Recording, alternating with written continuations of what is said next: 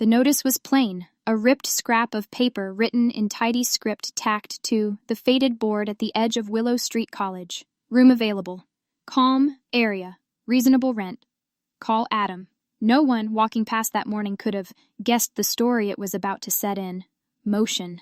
Rachel Morgan surely didn't. She paused before the notice, her hand brushing over the dimmed ink. Her peers often teased such postings. Only broke students stayed in those tight spaces. They joked, but Rachel's gaze held on, the words with unusual focus. A strange pull inside told her this might be more than simply finding a place. Adam Carter, the man behind the note, had written it with a weary hand. A 38-year-old widower, Adam worked long shifts as an office clerk. His modest pay stretched thin between bills, rent, and raising his spirited 8-year-old daughter, Emma. The house he kept was small but warm, with creaky floors and peeling paint. A place that held both his daughter's laughter and the silence left behind by his late wife. Renting out the upper floor wasn't something he wished to do. It was something he needed to.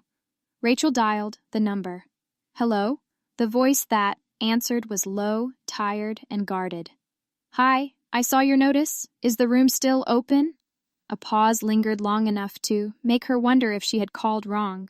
Then came a muted reply. Yes, you can. Stop by today if you'd like.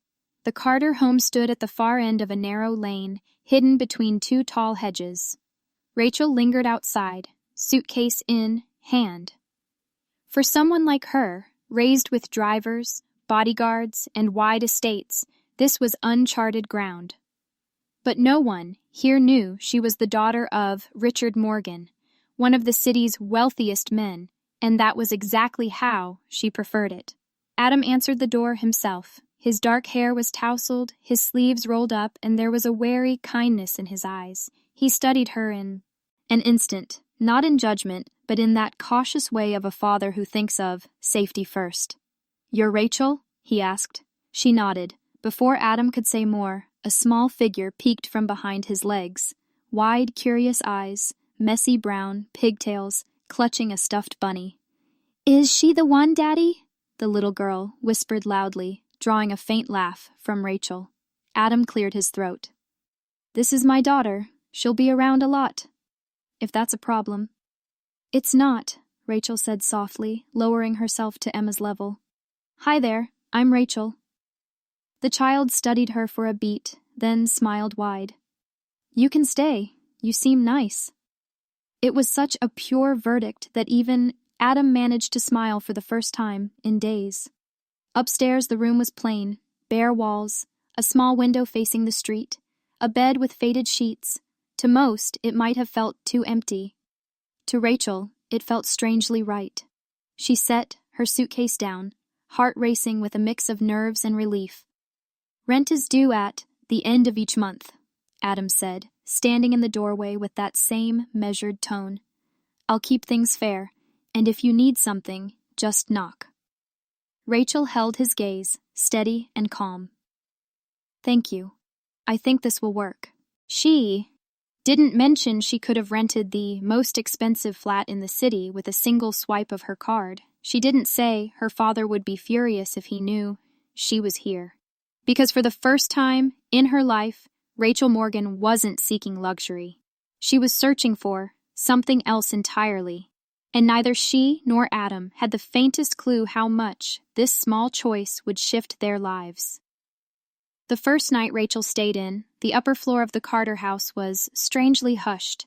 She was used to marble, halls, echoing corridors, and the steady hum of staff tending to her home.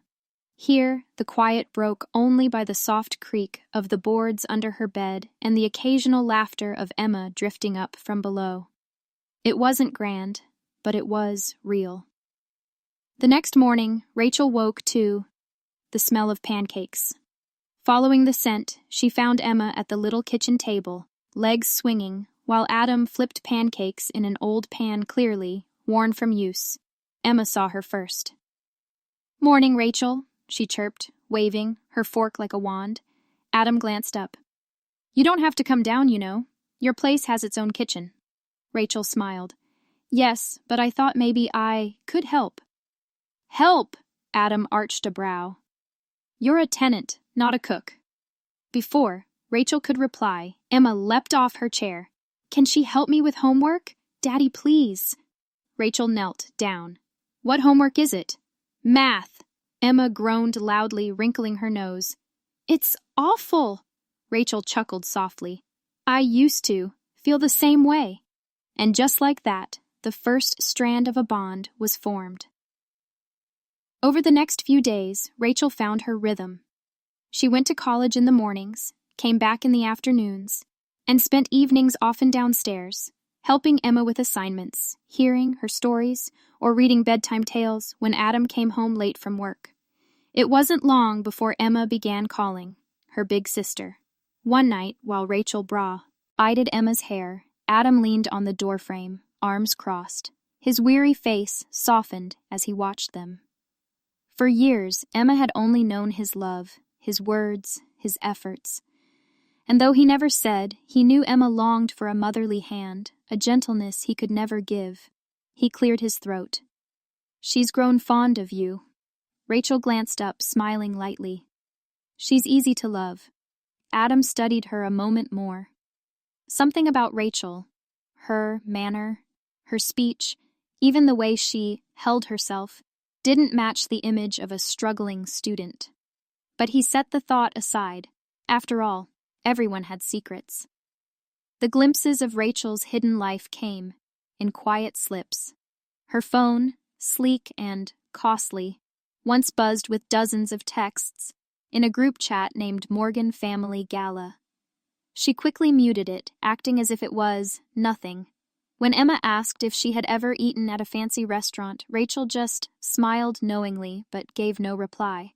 Instead, she asked Emma what her favorite meal was, and when Emma whispered, "chocolate chip cookies," Rachel vowed to make them someday. Another time, when Adam's old car broke down, Rachel offered to pay, but she framed it as, "I know a cheap mechanic." Adam politely declined, his pride stronger than his fatigue.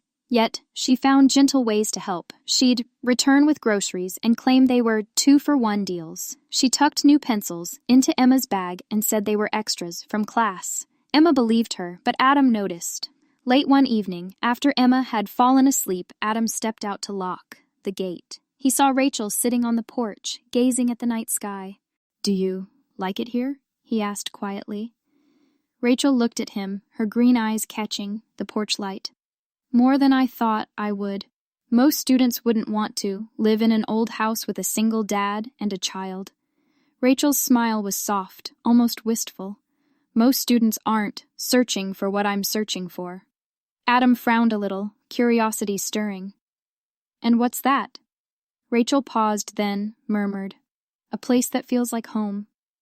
Adam didn't pry further. He only nodded, though her words stayed heavy in his heart long after he went inside.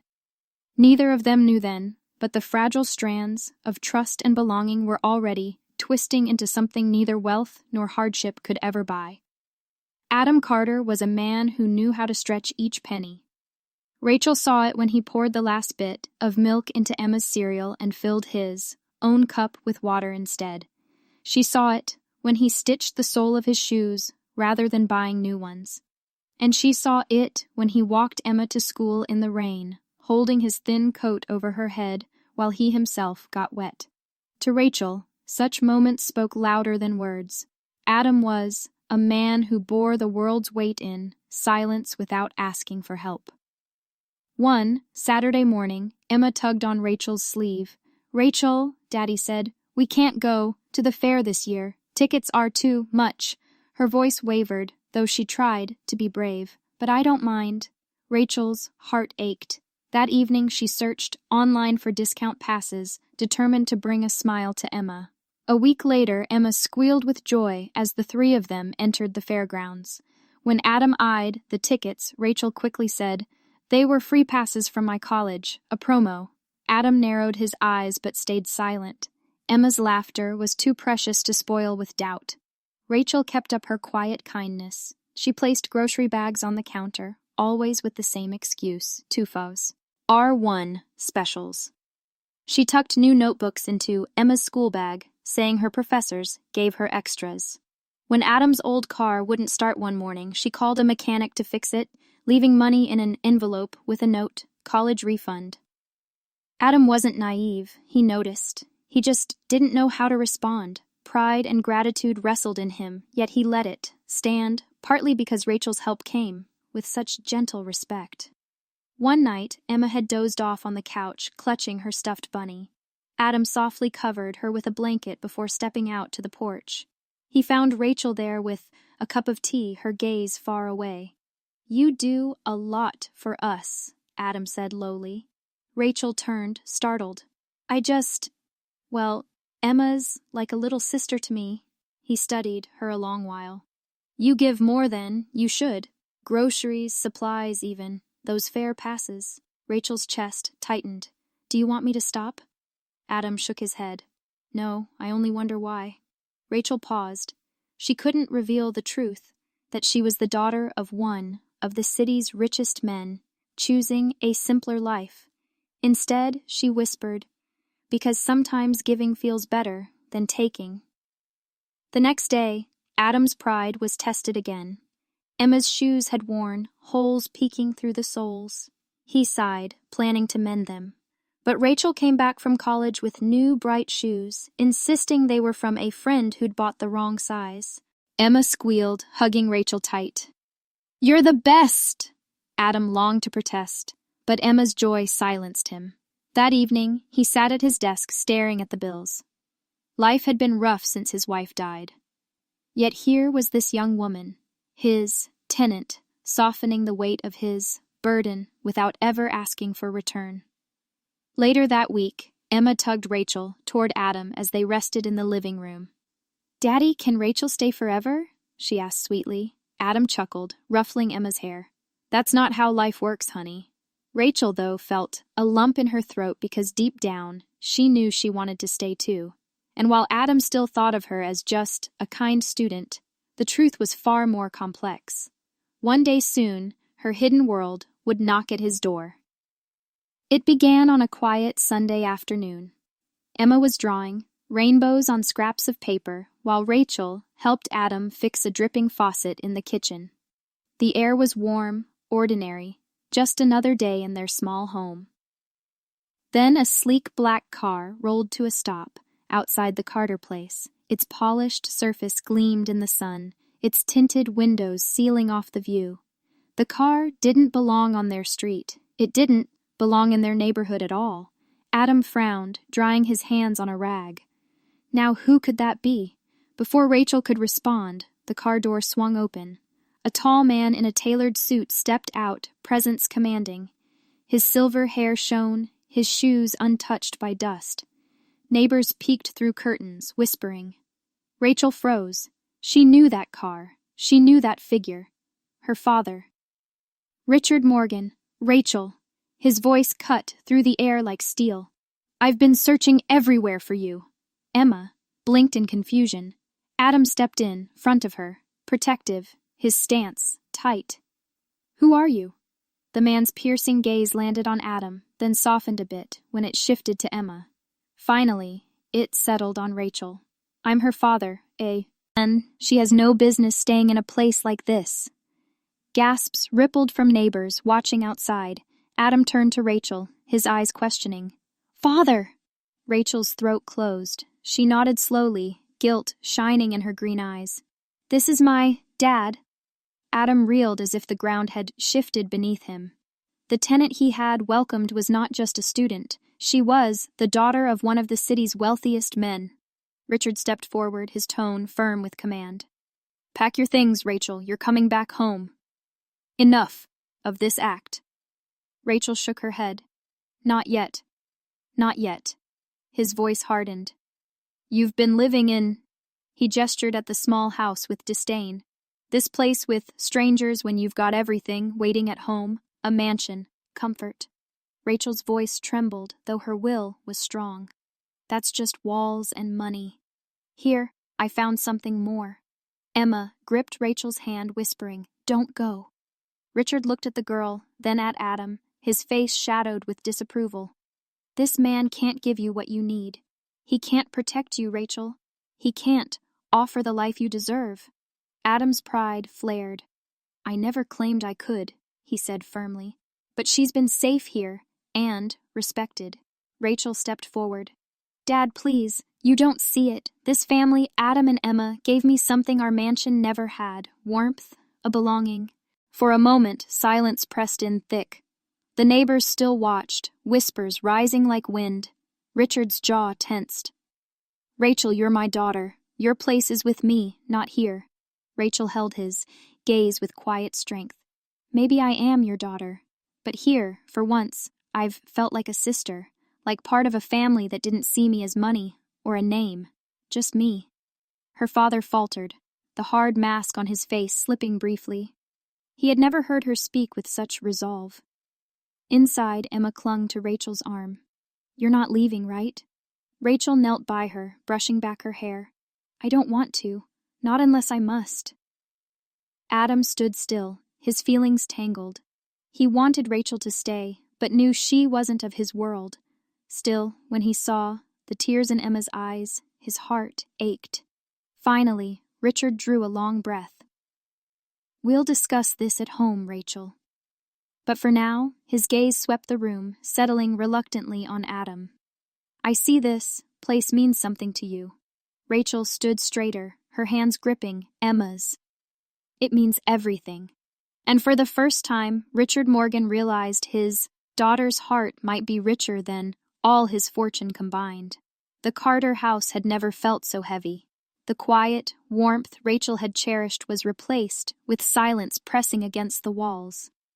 Adam sat on the couch's edge, staring at the bills scattered across his desk, while Rachel lingered at the window, her fingers clutching the curtain tightly. Emma, sensing unease, curled up with her stuffed bunny, her usual cheer shaded by worry. Adam finally spoke, voice low but steady. "Rachel, your father's right. You don't belong here." Rachel turned fast, her eyes burning with hurt. "Don't say that. I chose to be here with you, with Emma." He sighed, rubbing at his temples. "You're different. Anyone can see it. Your poise, the way you speak, even the hidden generosity. I should have known you weren't just another student." Rachel stepped closer. "So what if I'm different? That doesn't change how I feel here." Adam looked up at her, his dark eyes tired. "You deserve more than creaky floors and patched shoes. You deserve safety, comfort, things I can't give." Rachel's voice shook, though she stood firm. "Do you think comfort outweighs love, or laughter around a small table? Do you think a mansion filled with staff feels like home?" Adam faltered. Her words touched something deep, yet his pride was louder. "Rachel, your father can give you everything. I can barely give Emma enough."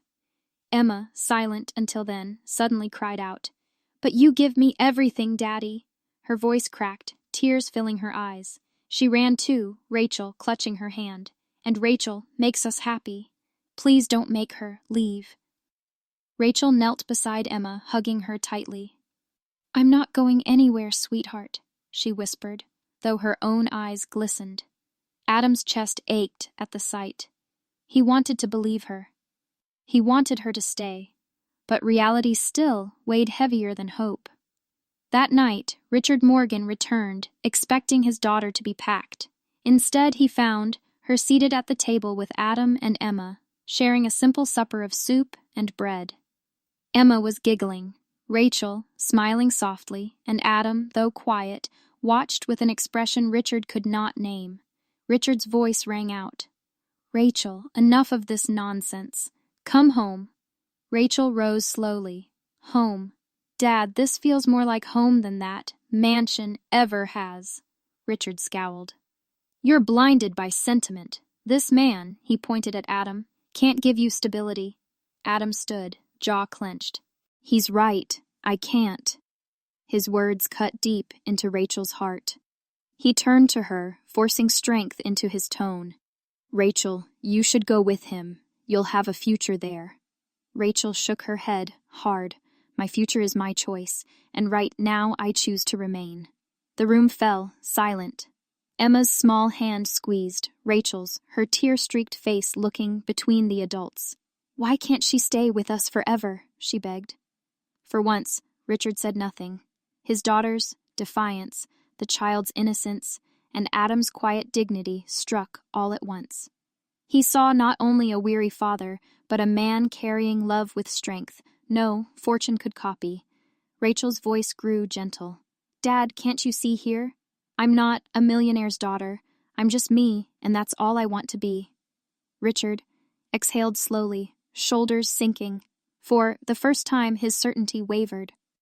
Adam, torn between pride and longing, looked at Rachel, knowing that whatever came next, nothing would be the same. The night after Richard's intrusion lingered like a storm cloud. Rachel hardly slept, torn between her father's world and the warmth she'd found here. Adam paced the living room, burdened by unspoken feelings, and Emma, innocent but perceptive, clutched her rabbit as if afraid it would all vanish. The next morning, Richard returned, this time without the steel of a businessman. His jacket hung over his arm, his face lined with weariness. For once, he looked less like a tycoon and more like a tired dad.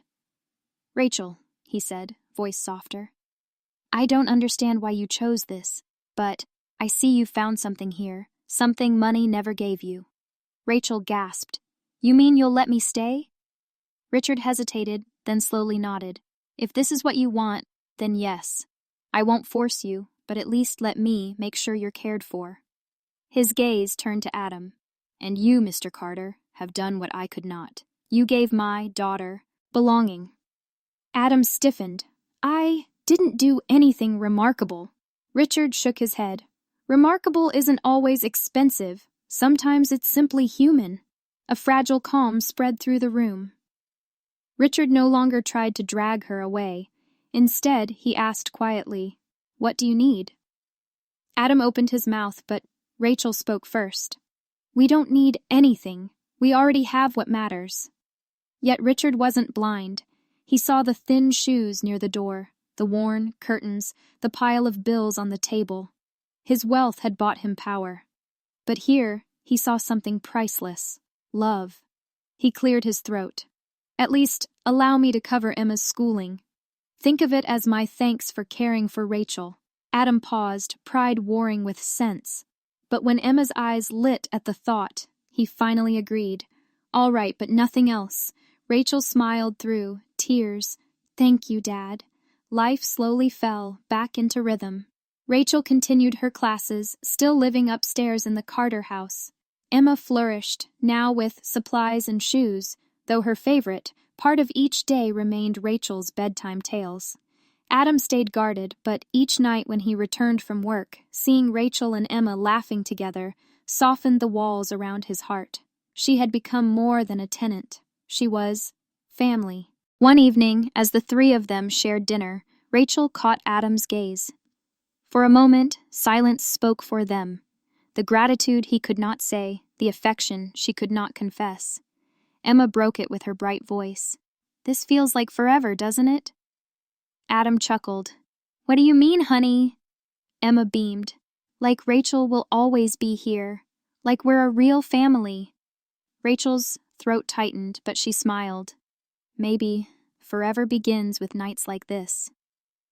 Later, Richard stood outside the house, watching through the window as laughter filled the small dining space. For the first time in years, he didn't see his daughter as the lonely girl in a grand estate. He saw her happy, truly happy. "Perhaps she was right all along," he whispered.